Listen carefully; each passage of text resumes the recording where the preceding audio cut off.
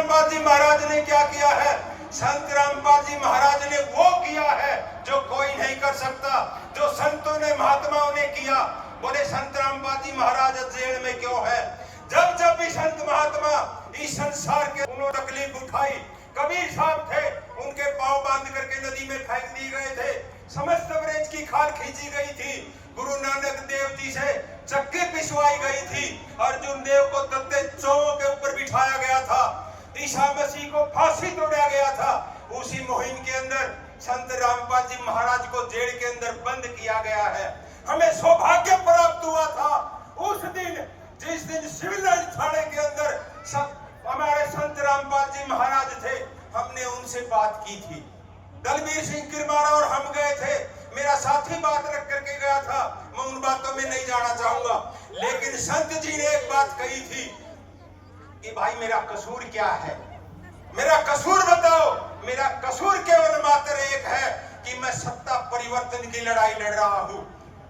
सुख में भोग सकता था, मेरा आश्रम था, मैं क्रोथा को छोड़ करके आया हूं, मैं बरवाड़ा के अंदर आया हूं, आज अगर शिवलाइन थाने के अंदर आया हूं, मेरा कोई व्यक्तिगत आरोप नहीं है, मैं अपराधी नहीं हूं, केवल सत्ता परिवर्तन करने के लिए आया हूं।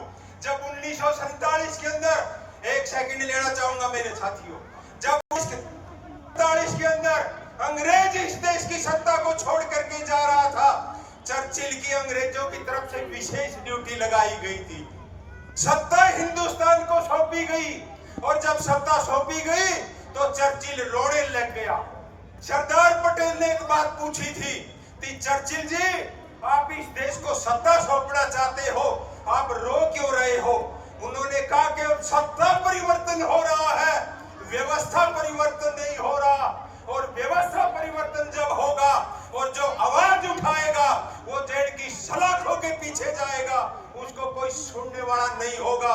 1947 की वो कही हुई बात चर्चिल ने जो कही थी, आज वो संत रामपाल जी महाराज के ऊपर घटित हो रही है। इसलिए आज समाज नशे से दूषित है, दहेज प्रथा से पीड़ित है, अनेकों प्रकार की बीमारियों से दुखी और परेशान है।